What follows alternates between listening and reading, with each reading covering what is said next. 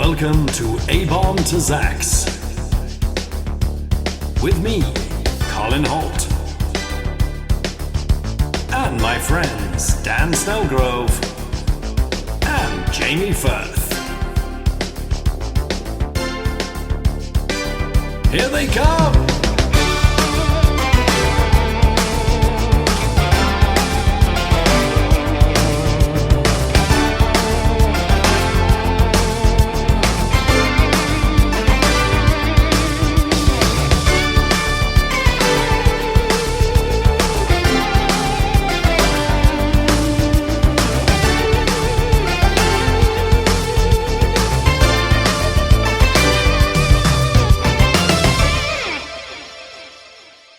Hello and welcome to abombtozzzax, my favourite Marvel character.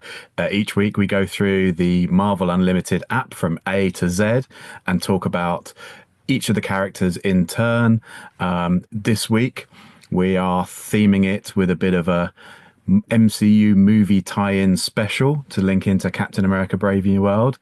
With me as always is our fearless leader. He's not red and he doesn't have anger issues. It's Colin Holt. I am and I do, but that's by the by. But yeah. So I'm currently in Manchester, or bloody Madchester, as we used to call it. Honestly, they are animals here, Nick. No. I'm filming in Manchester at the minute in the hotel, and the Wi-Fi's not great. I tried to do a recording with Dan and Jamie earlier. That fell apart, but me and Nick are trying to do one anyway, see what happens. So, but Nick is becoming the leader today. He has taken his gamma dose. His brain is extending as we see it, as we sit here today. And we're going to talk a bit about the movie because we've both seen it now, and then we'll do another review of the movie with Jamie and Dan next week. I don't know if there's that much to talk about the movie. I think probably we could cover it in a few minutes. Basically, just watch the trailer. That's the whole movie there. Really is, isn't it? 100% that. It's a well-made film. It's got some fun bits in it, but it all builds up to something that you've seen in the trailer. The entire film builds to a big reveal that's in the first minute of the trailer. First minute. Which is the Red Hulk, is that Harrison Ford is the Red Hulk. Yeah, and that's teased as a big reveal throughout the film, and you've already seen it. So it's a really odd marketing choice to just give you the end of the film. Well, not only, I mean, not just the marketing choice to do that, but like clearly they've really doubled down on it. Because when I went, I took the family, which for a start made it a lot more fun. They all liked it. My wife thought it was brilliant. I was like, nice. Really? But and I enjoyed it actually. No, I did enjoy it, and my daughter loved it, and she loved the mystery element to it, even though there wasn't really one. I don't think, was there? But but in the cinema they're selling shield buckets for popcorn, which are £35. But it's just like a plastic. It's a thing you'll see in about a month. You'll see them everywhere in charity shops. Yeah. You know what I mean? So there's shield ones and Red Hulk ones. So the Red Hulk has like a big popcorn bucket. You open his back, put popcorn in, sit there with the Red Hulk on your lap, bizarrely. I think this is a thing they do nowadays. But that was £35 and just cheap plastic. But I still wanted to get one, obviously, but I didn't. Because I was like, no. But I'm just saying that because it's like, clearly he's part of the marketing. Yeah. He's part of the whole thing. But I think we can say he's basically not really in it. Red Hulk isn't, or he's at the end. And even then, it's just a big fight that you've seen before. We're going to talk next week about Hulk, or Red Hulk even, the leader, who is the main villain of the film. Sorry if we're spoiling this, by the way, but genuinely, I think probably anyone who's listening to this has seen it or knows all about it, because even if you haven't, it's all out there. Yeah. And we're going to be talking about the Serpent Society, which I think was the most egregious, because I love the Serpent Society. We love Anaconda on this podcast. Constrictor even, Puff Adder, the delightfully named Puff Adder, Cottonmouth. Oh my God, so much fun you could have had. And they decided to have a man with a gun. Yeah. A nice Yeah, coat. it it felt like I felt like them trying to shy away from something too superhero-y because they wanted to do the Winter Soldier again. So they needed like a gritty mercenary type rather than a man with a silly snake hood. And I'd rather have had a man with a silly snake hood. But yeah. I mean, again, we'll talk about this more next week. But you know, Nick is like me, a big Marvel fan, as opposed to the other two who are very very young and Padawan like. They're not very young; they're older than me, but they're very much in. They're learning about Marvel. But I mean, the whole world is set up that you've got Hulks and leaders and flying people and stuff. Surely it's, even if they didn't wear the big suits, surely you could have a man whose mouth extends. Like, is that Cottonmouth, the one whose mouth sort of becomes a big, or is that Puff Adder? Maybe that's Puff Adder. I must admit, I get them all a little bit mixed up. Yeah. Or someone whose arms extend. Someone who's, you don't even have to be like a big green man or anything. Do you know what I mean? Just something other than just they're called serpent. So yeah, it was just a bit flat and disappointing. The acting was very good. All the reviews I've read sort of nail it really. The acting was great. But anyway, the characters we're talking about today, do you want to talk us through who they are, Nick? And we'll sort of review their part of the movie, as well as talking about the comics they're in. Because the point of this podcast is also for you, dear listeners, to learn a bit more about these characters, who they are, and whether you want to find out a bit more by yourself. Who we got, Nick? So we're looking at some of the sort of smaller characters in the film, because obviously we're going to cover some of the more major ones next time. So today we are looking at the agent Sabra. We're looking at Betty Ross / the Red She-Hulk, and we are looking at Isiah Bradley, the original Black Captain America. It's an interesting one. And for a little bit of fun, we're going to take a look at the Falcon's partner, Redwing. Yeah, who is a character on the list. Yeah. I'm not just throwing him in for fun. He's on the Marvel Unlimited list of characters. Right, well, should we start with the best? I think Isiah Bradley. I always thought it was Isiah Bradley. So they kept saying it Isiah Bradley. So I guess that's right. So he appears in the movie as the secret Captain America, almost the hidden Captain America. If you've seen Falcon and the Winter Soldier, I can't remember anything about it other than I know he's in it. In the comic books, it's essentially the whole idea of him was hidden and redacted. Yeah. But in the series, what is it? They've locked him away for 30 years. Is that effectively, I think in order to keep him secret, they've basically just had him locked away in a prison and experimented on for 30 years, probably in an attempt to recreate the super serum, because obviously that all got lost and they've never been able to recreate it again because no one kept any notes. Although they said in the movie that Winter Soldier's had it, so they do have it in the MCU, but it doesn't always work. Is that the idea? Yeah, maybe it's different in the MCU. I don't know. I'd have to go back and check on that one. Actually, weirdly though, when we talked about Captain America, we touched on this when we were talking about it, because we said, it's interesting that the Doctor just doesn't seem to have tested it on anyone and just injects it straight into Steve. But actually, this whole story is about the fact that there were a group of test subjects of sort of black soldiers in the Second World War who were conscripted to be test subjects. And it's a pretty powerful story because it touches on genuine historical things around this experimentation that was happening on people of different races by both sides in the war even. So it's a comic called Truth, Red, White and Black. Is that right? Yeah. And I remember this coming out and it being a big deal and not really knowing. I don't think I read it at the time, or I think I read it a few years later, or read one and went, oh, that's really good. And then went back and read them all. And it's fantastic. I think it should be up. I think the ending is a bit limp. Want a better word? It doesn't. It just kind of doesn't. There's not really an ending as such.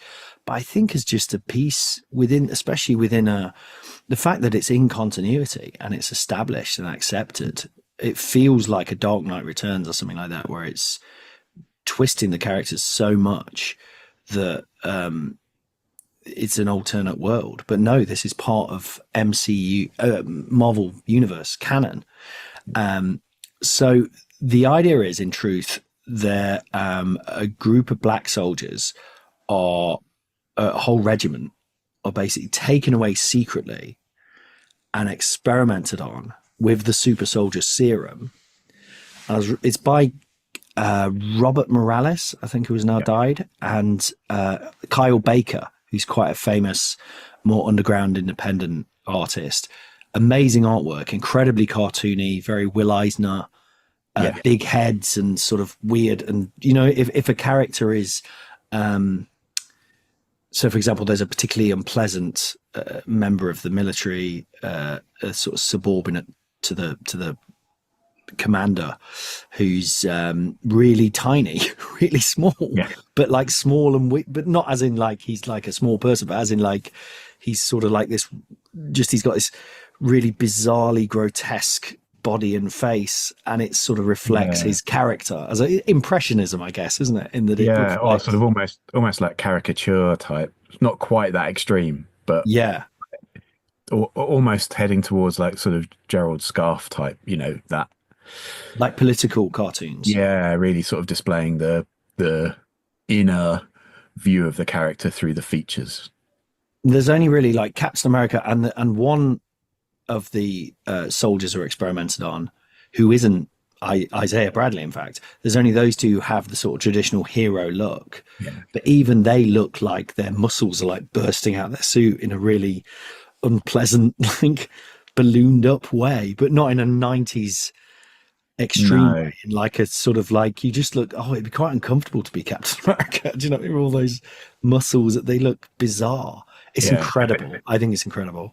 It's like a sort of overly stylized 40s style of drawing. It's kind of that heightened, harking back to that original Kirby style. And Golden Age, like, actually. Scratchy. Yeah. Slightly unfinished feeling. Yeah. In a good way. I loved it. Yeah. But this group of soldiers are taken away, and they give them this serum, or a version of the super soldier serum. And initially, when it came out, they thought the idea was, apparently there was a massive controversy because everyone was saying, "Oh, you're making Captain America racist and all that stuff," that he is a racist. But it was also, the slight difference was they set it up as if that was what led to Captain America, but actually Captain America's already happened. You find out, so this is after Captain America's been created, because he was created before. It's not clear, but I did look it up. Very clear on that, because there's an odd part in it where they're reading kind of Captain America comics, and I know Marvel they're reading issue 1, kind of Marvel comics in universe, but I always thought that no one knew who Steve Rogers was until quite late on, and they seem to know that Steve Rogers is Captain America. That's true, which they shouldn't know, should they? It was a little bit, and I couldn't work out. They seem to be saying, "Oh, this comic's from a year ago, and now there's Captain America." And I couldn't work out if there was now Captain America after they'd had the serum, or there was Captain America before they'd had the. It is quite confusing. I couldn't quite work that bit out. One way of looking at it is they join after Pearl Harbor. So, and Cap is created before Pearl Harbor. Okay. So apparently that is the canon fact. But I think possibly they changed it mid it being published. You know, maybe, because the only reason I thought it was before is because the doctor that experiments on them is the same doctor that experiments on Cap, and obviously he gets killed when Cap is created. Yeah, but he's called Rhinestone again, not Erskine. So I can't remember at what point they changed it to Erskine. Is that with the movies? Might be. No, I think it's Erskine in the Brubaker run, so it's before before the movies. But so I wasn't interesting. Quite sure. Because I think it's more interesting if the experimentation on these soldiers led to the serum for Cap. It makes a more interesting dilemma for him. Yeah. He's from quite a racially, discriminatory program. It's from literally human experiments have led him to have created the super soldier. Yeah. And not only that, but when they experiment on them, the first guy they do explodes. Yeah. He starts getting big muscles, his whole body and then it just keeps going. And they just say, oh, maybe we should give him a bit less, the next one a bit less or something. The way they treat them is utterly brutal. Like they're animals, like they're, literally an inferior race. There's no kind of holding back on that. And I'm amazed it's in Marvel Unlimited with no warning. Yeah. And the language is quite strong, the involved use quite strong racial slurs a few of the times. And I was quite surprised as well by Marvel not censoring that in the app, which is good. I think it's good that they've kind of putting this kind of it's really provocative but it doesn't have a mature readers thing anywhere, I don't think, or anything like that. But they so they experiment on 300 and I think 6 survive, is it?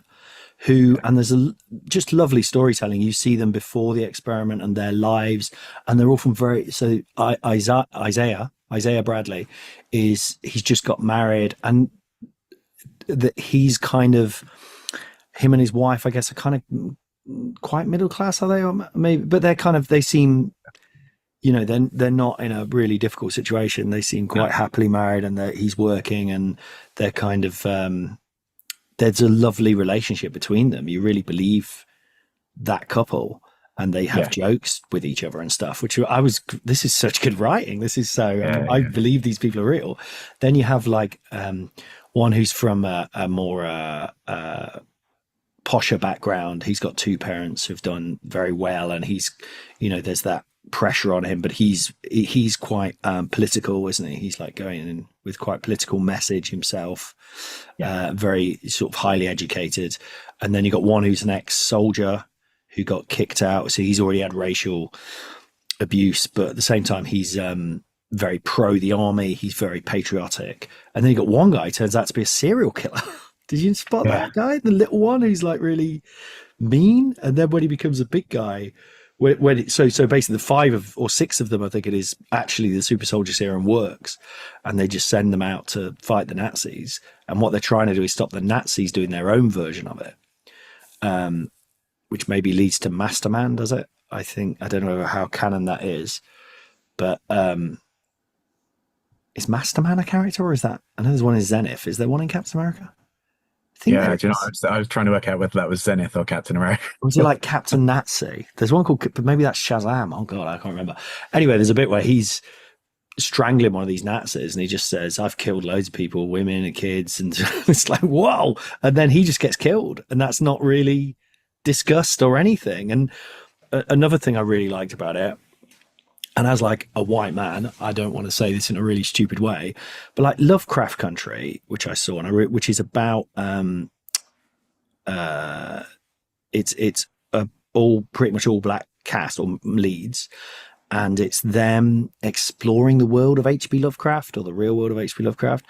But what I felt with that, they did this thing where everyone was kind of worthy and everyone was kind of right and kind of righteous. Do you know what I mean? And what I love about this, and it is written and drawn by 2 black creators, by the way, is that they're messed up and they're human and they're useless or not, or really clever or really, or violent or really kind, or, you know what I mean? But there's like a sort of mix of characters who aren't in any way, they're not homogenous. Do you know what I mean? I sometimes feel when you're doing something that's very righteous, it sort of takes away that character. Yeah. Because everyone's just kind of can't, or above reproach. Do you know what I mean? Yeah. I feel like this is just so, any reader of comics or not, I'd recommend reading it. It's fabulous. Yeah. I really loved it that much. And it stepped above it. It stepped away from that kind of stereotype of making them all from like disadvantaged backgrounds. I like the fact they all had different upbringings. There was a guy who was, quite wealthy and from quite a privileged background, and the other characters referred to him as like Little Lord Fauntleroy. So there was, and there was divisions within the group as well. They weren't just they were a put upon group who all came together. They still didn't even quite get along amongst themselves, even though together. Well, you think he's going to be the Captain America? Yeah, because he's drawn very good looking and very, good chin and all that kind of thing. But he ends up going mad and killing one of the others, doesn't he? Yeah. So they all go mad eventually, apart from Isiah Bradley. Well, even he has a sort of bad fate in the end, doesn't he? But And he's the most normal of them, isn't he? Actually, Yeah. he's like you almost think he's going to be the comical sidekick one, and he's Yeah. even drawn with like quite a round face. Do you know what I mean? Like it's not Yeah, it's muscular not superhero face at all. It's quite a no, he hasn't got the sort of square jaw and the kind of, it's almost quite flabby looking. yeah, I quite like that. And so anyway, they all get killed quite quickly, apart from him, and then he ends up going on this mission and stealing. Captain America's meant to be joining him on a mission to fight to basically destroy an experimentation camp, a Nazi experimentation camp. And Cap can't get there because of a storm in the Pacific. And I like, again, the realities of stuff like that happening. That would happen. So he steals Cap's uniform and goes in himself. And it's brilliant, violent action of him, and really satisfying of him just pounding these Nazis. Yeah, but then also showing the kind of like chop their heads off and stuff. But not in a shit 90s extreme way, in a kind of really quite Tarantino-like way, I thought. Bit like, but then it doesn't shy away from showing like the actual horrors of the war, in that he's then trying to rescue and inadvertently gets caught up in a gas chamber with oh my god, I forgot about that bit. Absolutely sort of horrendous, like properly displaying, the sort of thing that comics normally actually do shy away from a little bit. It really shows you kind of all the actual horror of the Second World War. You're absolutely right. So he actually leads, there's a group of women who are all naked and bald, as in they've had their head shaved. So it's really, proper Schindler's List type images. And he tells them to all run in this building, and he gets in and locks the door. And then that is the building where they're going to be gassed, and they all just get gassed and killed. And he doesn't, I guess, because he's the super soldier, or manages to I think the serum manages to protect him a bit. Oh, and also they're like, who is this? What are they doing to us now? They've sent this guy to kill us. So they all start attacking him. Yeah. And it's very Garth Ennis, actually, in that you see how things like superheroes and stuff in reality would just go wrong very quickly. And, but it's also got heart that Garth Ennis often doesn't have, I think. Often Garth Ennis is just lurid and upsetting. Yeah. And I feel there's within it, because it's such important and painful subject matter, and as I say, I'll talk about this in a sec, but it's based on true events. There's a real heart in it and emotion. And I found the ending quite heartbreaking, actually. I did. When I say it was what did I say? It was a bit limp. I just felt like it doesn't live up. It was good, what came before, to an extent. I think I see what you mean by maybe it doesn't live up to the build up of the previous issues. I still felt it packed like a definite emotional. Well, he goes missing after that mission, and you never know what happens to him. Oh, and there's the scene with Hitler and Goebbels where they've got him, and they're trying to but that was so well written, because they're pure evil, but they're not being like, I am evil. They're trying to be really they're charming towards personable to him. They're like, oh, we could help you, because they want from him, they want information. So they're trying to be like, oh, it's terrible how the Americans have treated your people and all this stuff. And it's unbelievable writing. I thought so succinct and lovely. Not lovely at all, horrendous, but like a play or something. Really nicely done. But then, at the end, it jumps forward to the present, and it's Captain America, as in Steve Rogers, has found out about this and is trying to uncover the mystery, which is weird in that we already know it, but but then he uncovers that it's even worse than you think, in that the suggestion is that and again, how the hell is this still on Marvel Unlimited? But the American government are actually involved in eugenics and working with kind of alongside the Nazis until the war happened. Which there's probably is evidence for. I didn't quite find all of that. And they definitely worked with Nazi scientists after the war, because they, poached them to start the space race. People like Werner von Braun. Well, I know that a lot of the Nazis' ideas were based around American genocide of the Native Americans, and the camps and a lot of those kind of things. They It's all really upsetting, isn't it? And very relevant now, sadly. And I thought Cole Lumley, who played Isiah Bradley, was really good. He's brilliant. I think he was the best thing in the film. Definitely. By a long shot. And emotional. Did make me blub a bit. Yeah. I think so what it's based on, what Truth is based on, is a thing called the Tuscany experiments.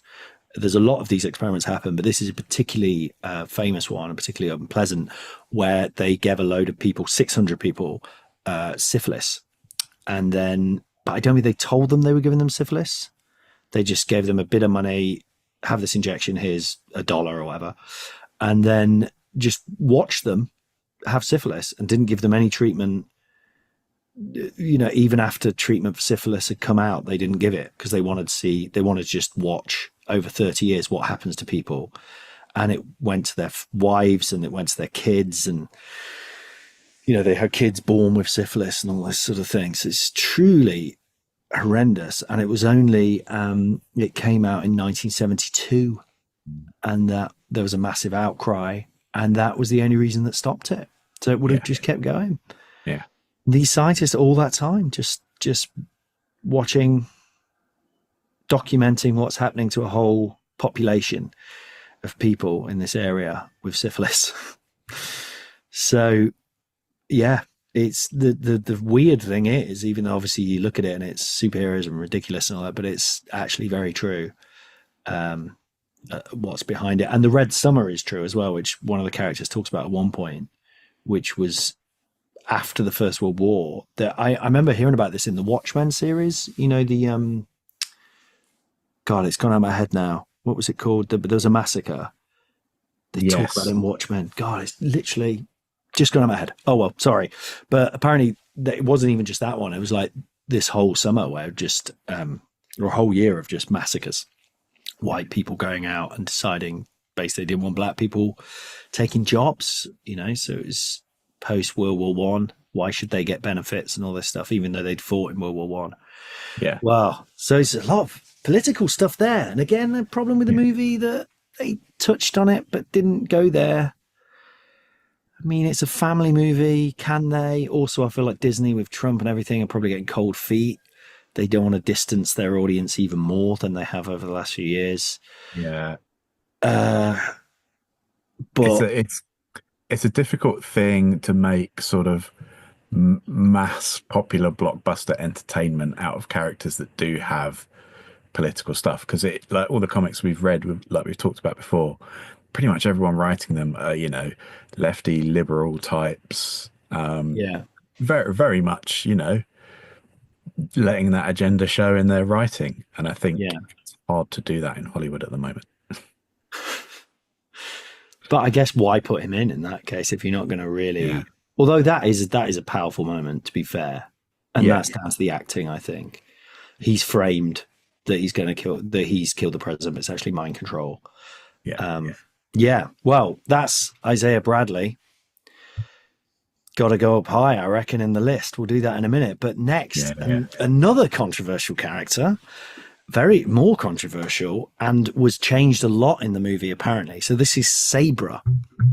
You'd be forgiven for not clocking that who she is. She is the Black Widow, essentially. She takes on the Black Widow's role in the movie. So they mention she's from Israel. In the comics, it's more than that. She's actually Israel's, or Mossad, who is Israel's secret service. She's their super soldier. Yeah. She first appeared in a Hulk comic, Incredible Hulk, fighting the Hulk. What issue was it? Well, we'll put them all. Actually, do you know what, Nick? I've been very good. I've been putting them on the list. So if you want to read these comics, which I suggest you should, read along with us. In fact, read them before you listen to this. They're all on the blurb, shall we say, on the blurb. Yeah. So Sabra, very, very controversial character wow, is she very controversial? So she first appears in the Hulk, Incredible Hulk, and I quite enjoyed this one. I've written, is it bittersweet or is it just naive? It's a bit, I would say a bit of both. I think there were a few naive elements, I thought, in this build up, but I think the ending I quite liked that it builds to an ending of a kind of humanist message Mm. at the end, rather than trying to fall on one side of the conflict or another, which is a risky game to play in a comic book. It's comic booky. It's simplistic, but Yeah. actually, it's not wrong. No. It's not No. wrong. What the Hulk is not wrong, and it's doing this thing of using the Hulk. You've been reading a lot of Hulk, haven't you, Nick? I have recently, yeah. I went down a Red Hulk rabbit hole. Okay, not fun. Dark. Not, red. I mean, sort of empty calories, like eating popcorn chicken. It's nice, but you From a don't Red feel Hulk great basket. Yeah. after. Yeah. It's nice at the time, but you don't feel great afterwards. No. Ugh, why'd I do that? Yeah. But do you know what's worse with the Red Hulk? Because I think I've done that before. I went, oh, these are really good fun. I'm going to read them all. And then halfway through, I'm like, this is, ugh, I feel It's just- sick. It's nonsense. It's Absolutely. nonsense. It's Anyway, proper- anyway, yeah. the actual Hulk comics, I think, as in original Hulk, Bruce Banner, sometimes one of the reasons I haven't really read that many is because there's this whole period in the 70s where he's dumb Hulk. It was before they got into the Peter David run, and it's quite well, obviously he's not a conversationalist. He refers to himself in the third person. It's all quite boring, but he is used as this kind of idiot savant type. I'm not sure that's quite the phrase, but as in he's used as this childlike character observing the world, I guess, in a Poor Things type style. So what they've done here is, for whatever reason, Bruce Banner has ended up getting on a ship, waking up in Tel Aviv in Israel, and he meets a little boy, a little Arab boy, who explains the conflict between Israel and Palestine in the way he says, they've got a book, we've got a book. They argue over the book. Yeah, I quite liked that. Like, what do you think? And he goes, well, I don't read books, so I don't know. Yeah. Yeah. It's quite good. It's quite. I quite liked using the child's eye view to give a sort of a sort of simple and neutral view of the conflict. So it's a way for them to make a comment on it again without sort of saying one side's right or one side's wrong. It's like both sides are arguing about an old book, and I don't really read. I quite liked that. Yeah, and he's an orphan and shoeless, and isn't he? He's. But then at the same time, I mean, you could go, yeah, but he's the Arab boy who has nothing. You know, he is the one who is suffering. Yeah, quite clearly. But he's this cheeky chappy who steals fruit from markets, and then does he end up getting shot? What happens? It all happens very quickly. He goes into a cafe which is blown up by That's it. Terrorists, as they're described in the comic. Yeah, they don't go into detail of who the terrorists are, but no, they just say.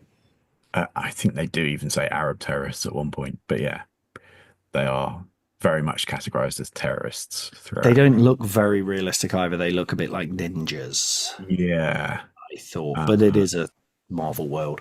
Anyway, he gets killed in that fight. Yes. Meanwhile, a policewoman, an Israeli policewoman, has been there. Bruce Banner becomes the Hulk. Yeah, an Israeli policewoman called Ruth Ben Seraph. Although I did see they got this wrong because Ben means son of, so that's why later she's called Bat Seraph. So they got that wrong. She sees the Hulk, realizes she needs to get involved, becomes Sabra, who has a coat of quills, which is strange. She has a big coat of quills. I was weirdly baffled by that. I didn't get what the relevance was of a coat that unleashes the paralyzing sting of Sabra's energy quills. Yeah, I don't know whether that's a particularly Israeli thing or anything. She looks a bit like a sort of character from like an older sitcom woman, like in Cheers or something like that. That's what I thought of. I can't think of who the character I'm thinking of. But she's got big hair. She fights the Hulk for a bit. She shoots him with quills, which do actually put him to sleep, turn him back to Banner, don't they, eventually? I or think weaken him, they make him less strong. They weaken him, but he doesn't turn back. He sort of he runs off, sort of cradling the dead child, and she chases him. He complains about not being able to pick up a truck anymore. Yeah, I ain't bloody pick up a truck anymore. It's over. But he still remains the Hulk. You're right. And she finally chases him, and then he does a big speech. Have you got it there, Nick? What does he shout? yeah. He basically says, I'm not going to try and do it in a Hulk type voice, but I'll. Fair enough. Obviously, he's talking in Lou Ferrigno, stupid banner. You know, Lou Ferrigno does the 90s cartoon voice of the Hulk. Oh, does he? Ferrigno? I'm not sure how you say it. Is it Ferrigno? Like this. Oh, Hulk. Oh, Hulk said. It does. It's not sure it works. Anyway. Maybe I'll do it. But no, I'm not going to do it in a Hulk voice. Boy died because boy's people and yours both want to own land. Boy died because you wouldn't share. Boy died because of 2 old books that say his people and yours must fight and kill for land. Now boy is dead, but boy didn't even read books. So he kind of parrots back the Hulk came looking for peace, but there is no peace here.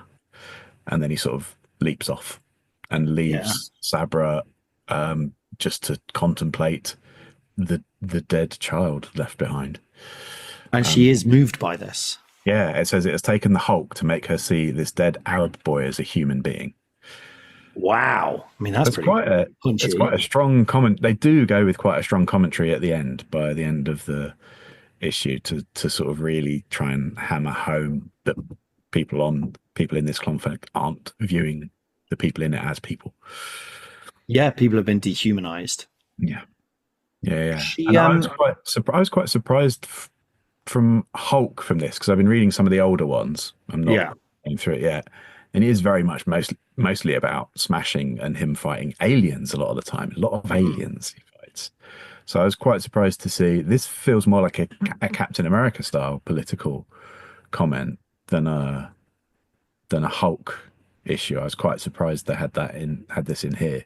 It says at the top she was created by someone, I can't remember who, but or an idea from someone. From someone to do. So it sounds like the writer was just at a party or something. Is it Len Wein, the writer? It is. It's Bill Mantlo wrote Bill this Mantlo.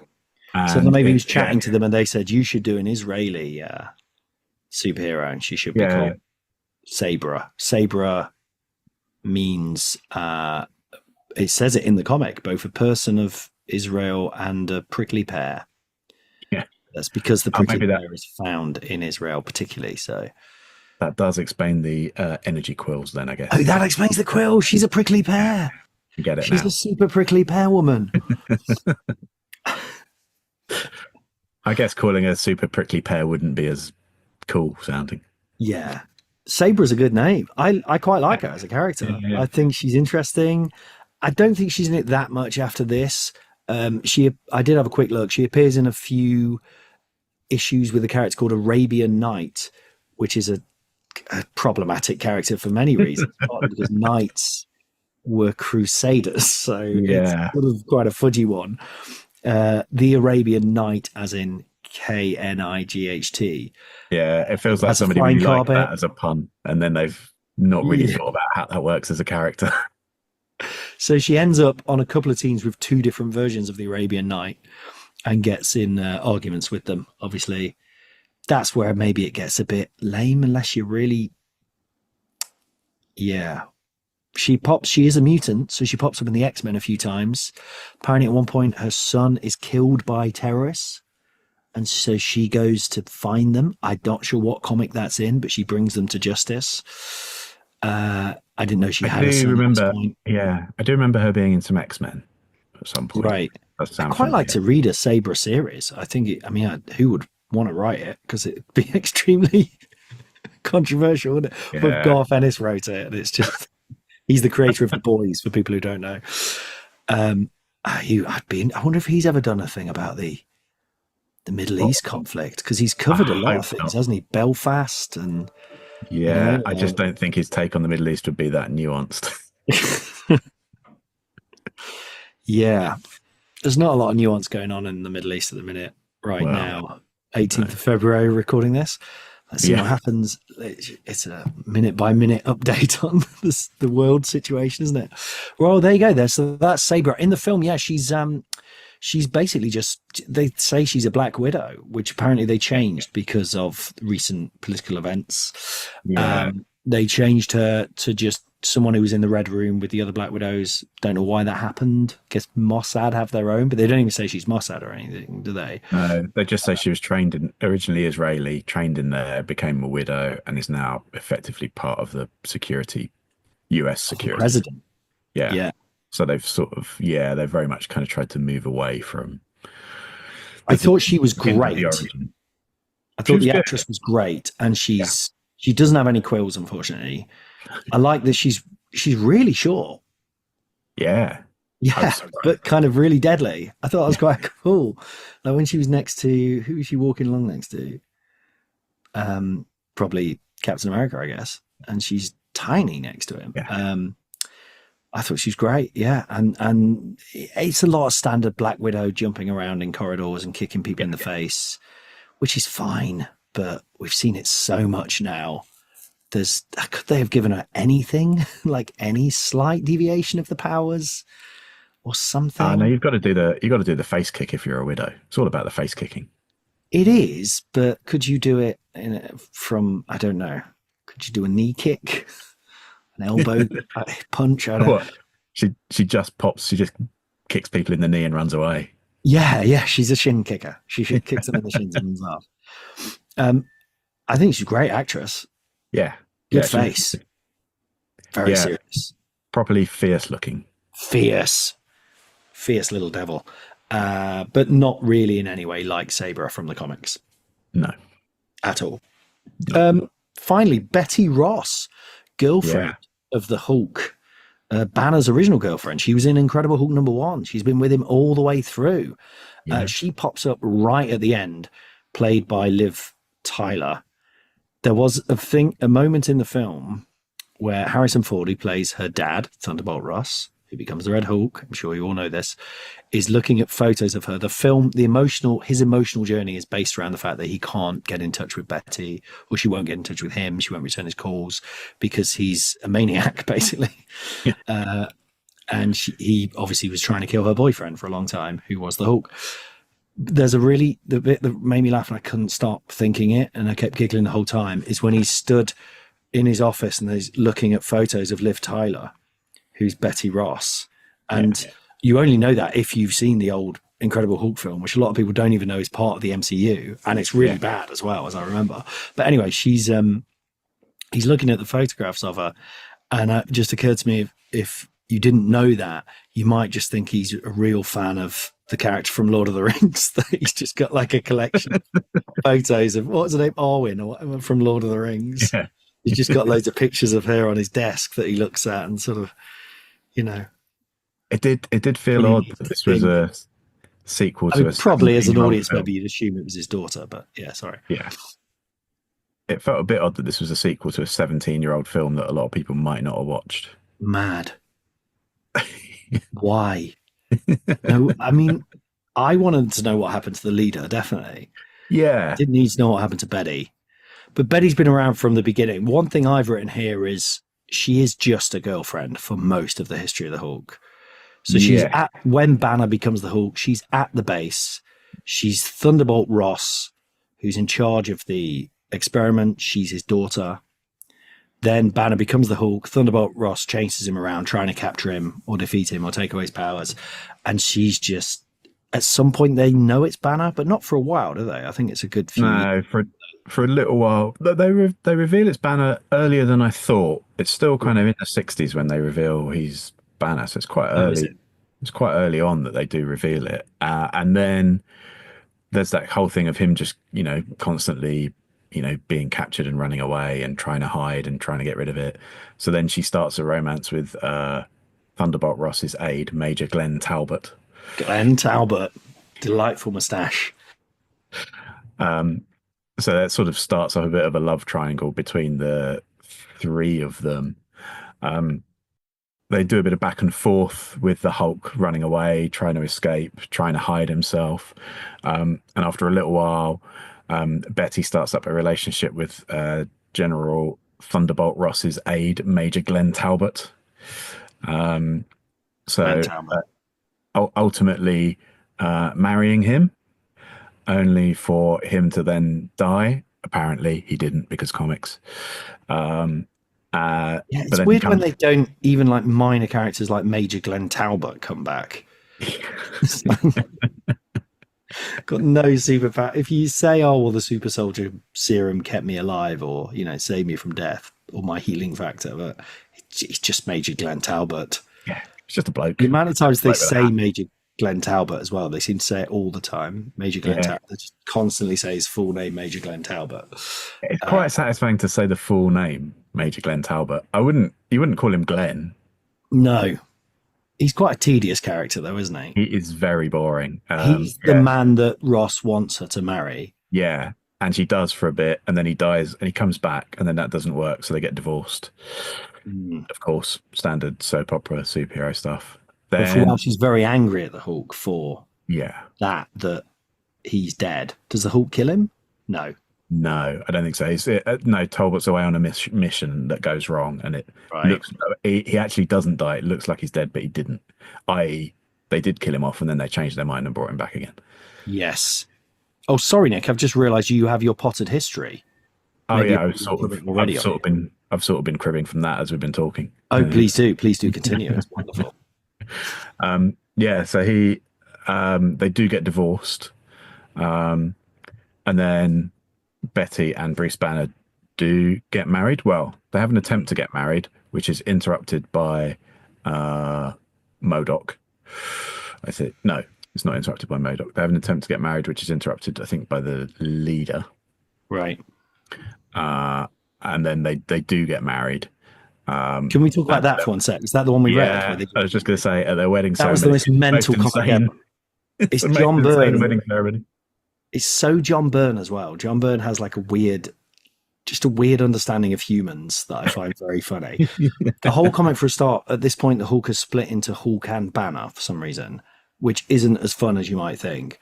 And it really makes me dislike Banner. He's not even like fun nerdy in a Reed Richards way. He's just really He's like a accountant or something.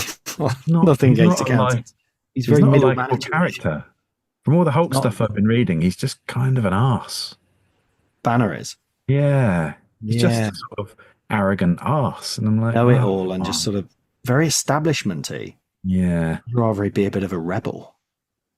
Considering he's homeless and on the run for most of his life, you think he'd have a bit more attitude to him, but he's just very by the book and stuff. So the story split between the Hulk and Banner, but the two don't correlate particularly. It's just tediously you're trying to read two stories at once for no good reason. Anyway, the Banner story is just him on the day he's getting married to Betty. Rick's there. He says some really stupid stuff because apparently Thunderbolt Ross at this point is dead, but then actually it's just that he suggested he might be going to kill himself. Yeah.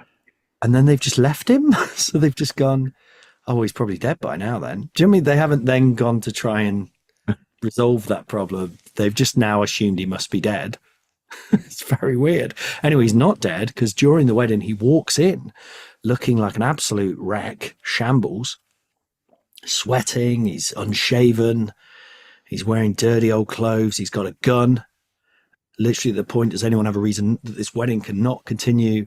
He walks in, I do, with the gun, and Rick tries to stop him. He says, I've always found you annoying, Rick, and shoots him.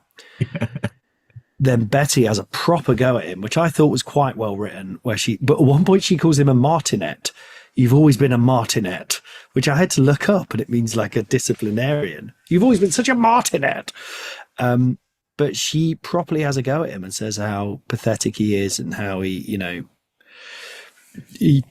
has to control everything everyone does and really takes him down a peg or two. It's quite satisfying. And then, so he just goes, all right, fair enough, puts the gun down. And then they say to Rick. But actually, before that, he's already shot Rick. He's basically shot Rick. Basically shot Rick beforehand. He's lying there bleeding. He does this long speech.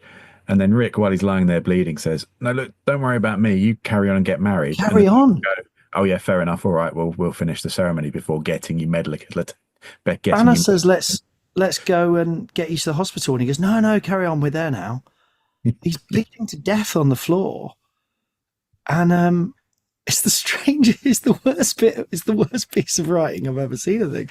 And then the priest is smiling. He's like, oh, okay, well, I guess if you want to carry on, I guess I should. And then he's like saying, you may now kiss the bride, with a big old grin on his face. And the last shot is Banner and Betty kissing with the priest grinning away, Ross in the background looking sad, and Rick lying on the floor dying, but also smiling and sort of, hey.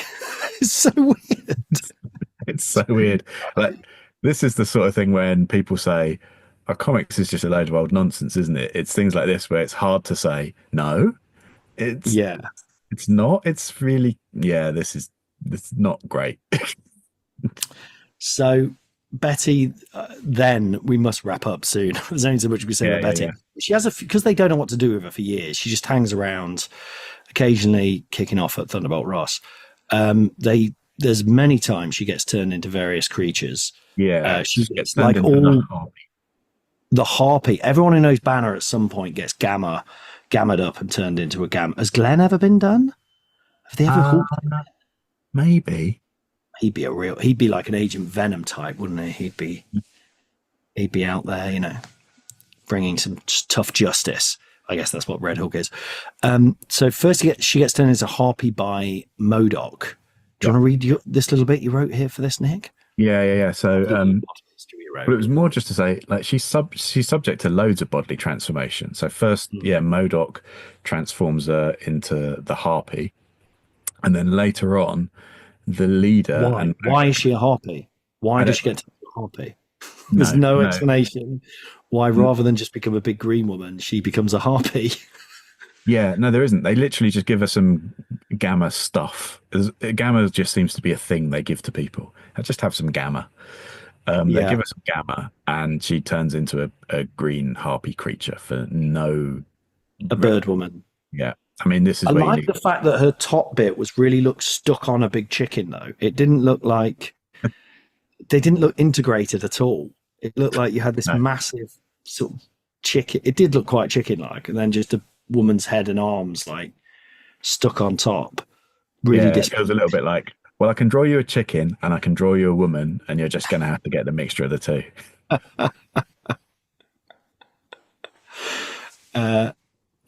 She looks genuinely quite awful, dreadful, horrible, which I like. As in, it's grotesque. It's not just like big sexy green woman, which is what they do later, I suppose.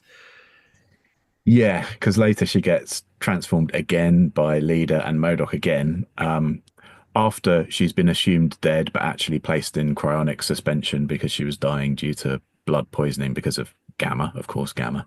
Later on, the Leader and MODOK transform her into Red She-Hulk, whose outfit mostly seemed to consist of something that a WWE wrestler would wear.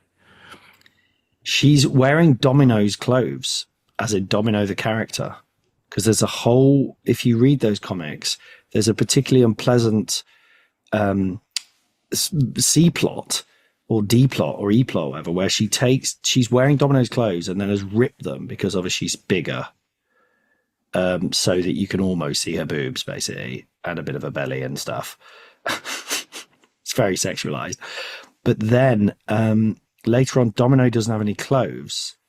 So she has to steal Silver Sable, another character, don't worry about it, but another sexy lady, steals her clothes. So then in the last scene of that story, Silver Sable's naked with a gun to her head, which is like a really weird, unnecessary, pervy chain of events. Yeah.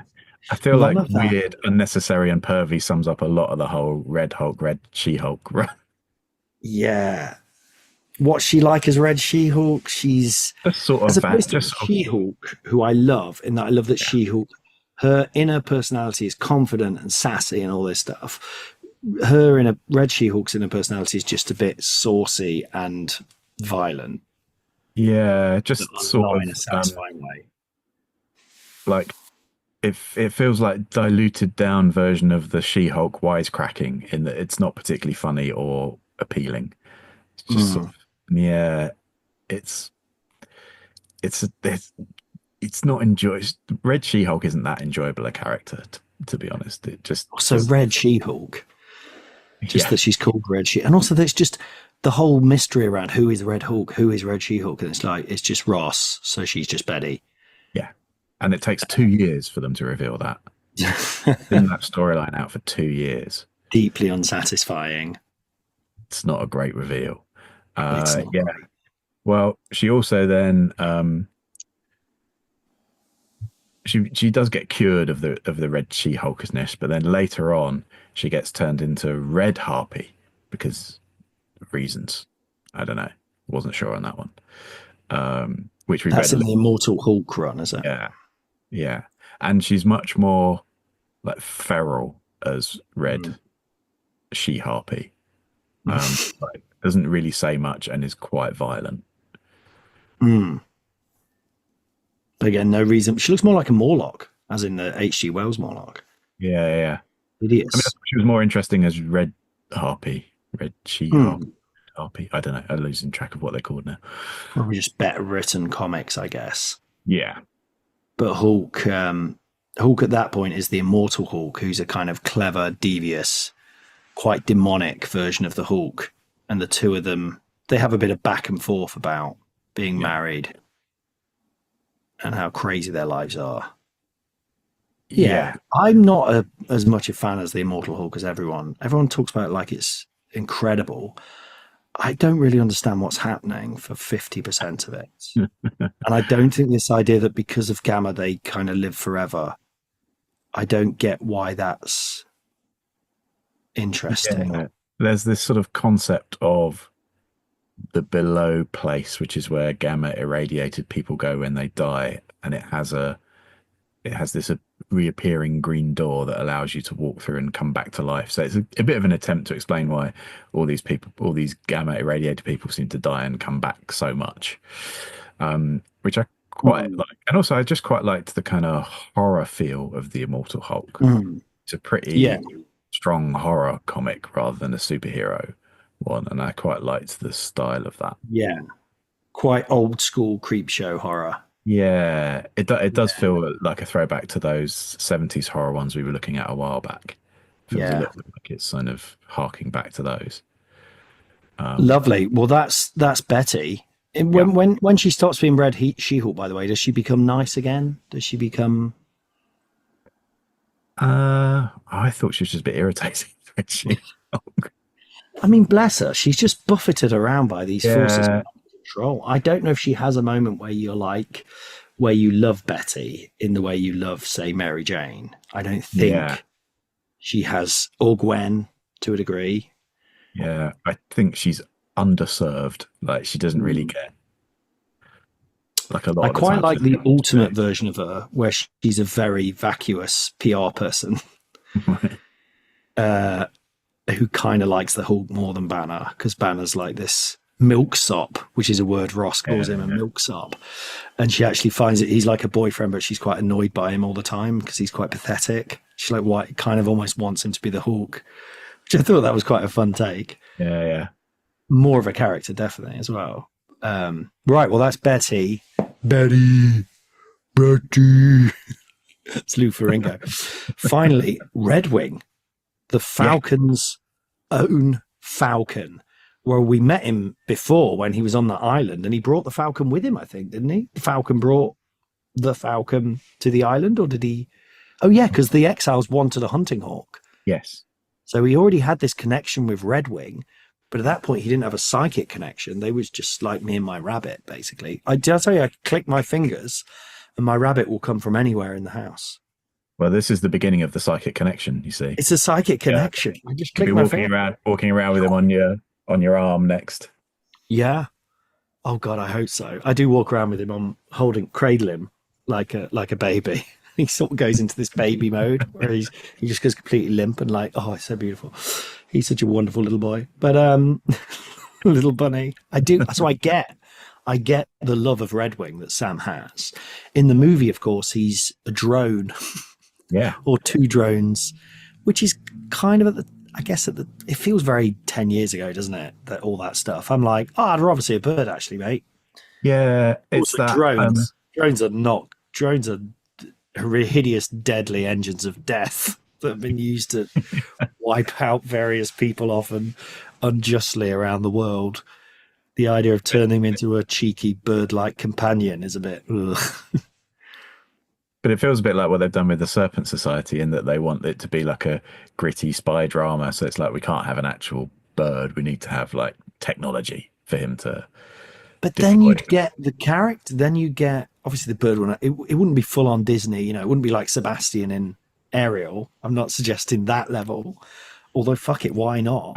I'd go for that. It's like, let's just do anything fun now, because you are. I said when I was talking to Jamie earlier, I was saying it's a bit like when you go and it starts, you just go, oh, it's that film, as in, I know exactly. Oh, I'm watching that film again. You know. Yeah. But yeah, just make him a bird. That'd be so much more fun. Why not? Fuck it. You don't have to you could even say it's just my bird. I've just got a bird now because I'm sort of a bird man, so I've got a bird. I think it'd be fun if he just never mentions him. The entire film, Redwing's just sat on his shoulder for the entire film, and he never says anything about him. Or it's kind of like, it's that, but then it's also doing loads of stuff, but he doesn't quite realize what he's doing. Like, he's actually getting him out of all the problems and stuff. Like Redwing is doing, but like almost like Booster Gold and Skeets, that kind of relationship. Yeah. Or like Inspector Gadget's niece. Yes, exactly. You know, when I first saw Inspector Gadget, I remember I was at my grand's house. I was poorly. I was off school, and I watched it, but for some reason, I didn't clock Inspector Gadget was in it. I think it was halfway through. So I told everyone, you've got to watch this program called Penny and Her Dog, because I thought that's what it was. I thought they were the main characters, and it was really good. I was this girl, and she's got a dog, and they I must have just seen a bit. I must have just seen a bit where Inspector Gadget wasn't in it, but it's genuinely better, I think. I love Inspector Gadget, don't get me wrong.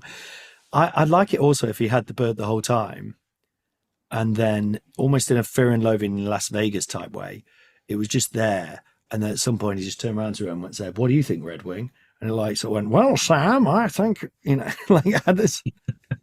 I think it's clear what's going on here, Sam." And suddenly had the answers. Stuff like that would be great. Aren't we in the era where you need to do that more? I'm all for that. So Redwing, we read only one Redwing comic, because obviously there's loads where he's in it with the Falcon, but then that is just a bird flapping about. So it's not really a character. But we read Avengers Vs Pet Avengers, which was sort of fun. Not as fun as it could be, perhaps, but I know what you mean. It's all right. It's got some nice bits. I did quite like the fact that in it, Redwing is constantly saying things like, well, when I'm with Captain America, Captain America and I, when we do stuff together. Yeah, that was really funny. So it's the characters they're a gang of pets who have formed their own Avengers. So it's Redwing, a dog called Miss Lion. I think that's Mary Jane's dog, isn't it? No, it's Firestar's dog from Spider-Man and His Amazing Friends. And Miss Lion's really stupid. It keeps pooping on stuff, doesn't it?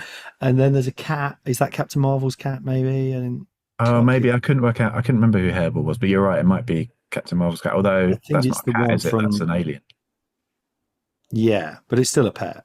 Yeah, it is a cat, essentially. Yeah. And then there's Zabu, who is the saber-tooth tiger of Kazar. Yeah. And Lockheed, the dragon, who is Kitty Pryde's dragon, and who's the other one? Lockjaw, who's the teleporting Lockjaw, the big teleport dog of the Inhumans. There's one. Oh, of course, the Throg, who is Thor as a frog, which we'll get to at some point. He's the only one who can talk to humans. Is that right? Yeah. But the others can all talk to themselves in that, Disney type way where animals can all communicate to each other. Even though they'd all actually be saying completely different things, presumably, or making different sounds, but somehow they can all understand each other. It's quite good fun, isn't it? Yeah, I quite liked it. I just liked that they were all sort of rolling their eyes at Redwing, constantly boasting about stuff he does with Captain America. Yeah. Here he goes again. When they find the Avengers have all been turned into frogs, which I don't know why, and I don't feel I need to. So they can talk to the pets as well. Yeah. It's kind of fun. The baddies are Fing Fang Foom and some other dragons who are going to take over the Earth. Don't know. Quite enjoyed it, but no reason to read anymore.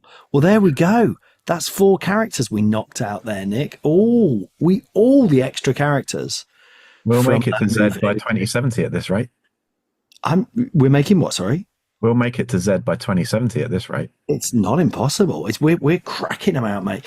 I like doing it this way. Do you? Clumping them together I think it as worked. either Yeah. movie characters or the others, or like kind of all of Cap's baddies or all of the X-Men's baddies. I think it's fun. and I think we've got a few Marvel things coming out, so it's nice to have themed ones that match some of the stuff that's going on. We're going to do Daredevil next. Yeah. We're going to do Red Hulk and Leader next week, and then we'll do Daredevil after that, which is very exciting because we'll actually get to read some really good comics rather than some of this dross. But yeah, I read a lot of Daredevil. I'm looking forward to that one. oh, love a bit of Daredevil. It's great, but very hot. You're going to have to help me get that list together because really you should just read all of Frank Miller. Yeah, and the Bendis run and the Brubaker run. The Mark Waid run's pretty good. Just most of it. Zdarsky, all of them. I know, but we're talking about 300 comics there, so I have to divide that up. That's coming out on the 4th of March. Daredevil Born Again. I looked it up, so I'm excited about that. I mean, I thought the Netflix series went from unwatchably boring to really good fun. I never watched them. I didn't Never watched any of them. No, I didn't start, and then because I hadn't started, I'd fallen behind, and then by the time you've fallen behind, I'm like, I can't catch up. So the first series of Daredevil's really satisfying. Doesn't quite nail Frank Miller type stuff, but it's pretty close. It does a good job, and he's terrific is the main thing, and Kingpin as well is terrific. Vincent D'Onofrio. That was just a vague guess at his name. Very famous actor, very good actor.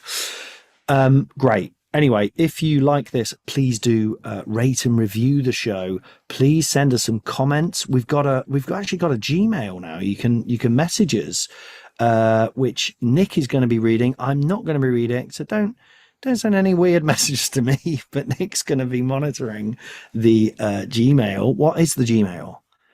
Please send all your weird messages to me. I'll monitor those. It is abombtozzzax, Zzzax with 3 Zs, at gmail.com. So that's abomb,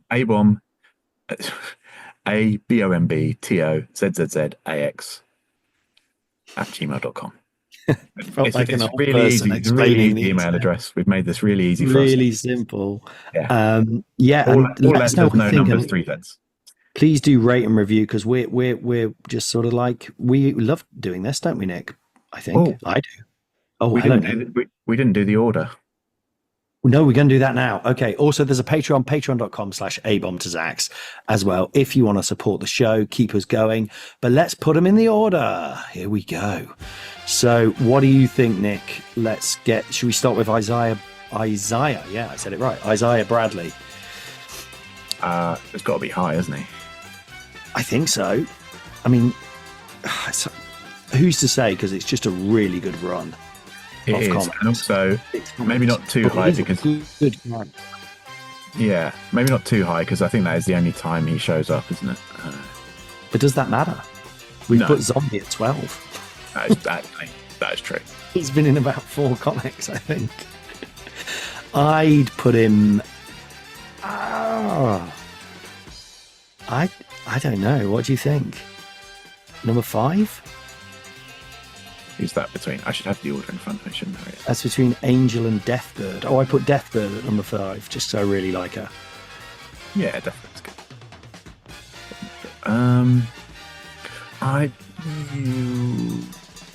Above Winter Soldier and Falcon. But just because they're in it more, it doesn't mean they're better characters. I don't know. But you decide, Nick. You decide. Well, yeah, maybe below Deathbird. Below Deathbird, above Abigail Brand. Going for above Abigail Brand. Got it. Not just because we're frighteningly woke. That is not the reason. Although I have just pushed the highest woman on the list further down. Yeah. Oh no, Deathbird's the highest woman. Oh no, sorry, Deathbird, of course. Yeah. Yeah, Deathbird's currently the highest woman. Who's next? Sabra. I mean, I liked her, but I don't think she's that high on the list, is she? Nah. Is she better than Wilf by Night, though? That's Yes. not a character, is it? Yeah, Is she's she better than better Will. than Caliban? After Caliban. I think after Caliban, before Will by Night seems fair. Yeah. And more because she's interesting, potentially, really, than Yeah. she's the best character. But I think it's just like, she's well done. And I liked her civilian identity. I liked her quills. I always love a big bunch of quills. A prickly pear. Sounds weird. And then who else do we have? Sabra at 21. We had So- Betty. We had Betty. Betty. I mean, she's above the order, guys, right? Where have we got the order? They're below. Should we say below Alex Power? Yeah. Which, I mean, they've done, it seems wrong because she's done so much and been in so many, but she just never really. She's interesting. They've just not really done a good job of making her that fun to read. She's above Ajax and Alita and Frankenstein, but I think that's purely out of being around for ages, not because she's particularly good. But there we go. Okay, and finally, our old friend Redwing. Well, I don't know. It feels hard to quantify this one because A bird that once talked. it talks in like one issue. Let's put him. I don't know. He can't I be above think- Dracula. I think quite low, to be honest. Is he Right. above Betty Ross though? No, I I like don't. it. No. Yeah, I don't think so. All right. Let's put him one above Agent Zero, one below Yeah. Frankenstein, purely because he's just a bird. But I think if he was the Redwing we've been suggesting, he would be good. He would be good. So finally, the top 10. Remain Magneto at the top, Captain America, Apocalypse, Angel, Deathbird, Isiah Bradley, Abigail Brand, Adam Warlock, Shadow King, and Alicia Masters. A new top 10. So exciting. What a good content we are putting out into the world here, Nick. We are good men. We are good heroes. Lovely. Well, thanks so much for listening. Nick, you could say goodbye. You said hello. Why not say goodbye? Oh, yeah. Thank you very much for listening to abombtozzzax. Please do come back next week when we'll be talking a bit about Red Hulk and a bit of review of Captain America Brave New World. In the meantime, I've been Nick Crick. Sphinx or out. That's what Jamie likes to say. All right. Goodbye. Bye. You have been listening to abombtozzzax, my favorite Marvel character, with me, Colin Holt, and my friends Dan Snowgrove and Jamie Firth. There they go! Please remember to support us at patreon.com/abombtozzzax.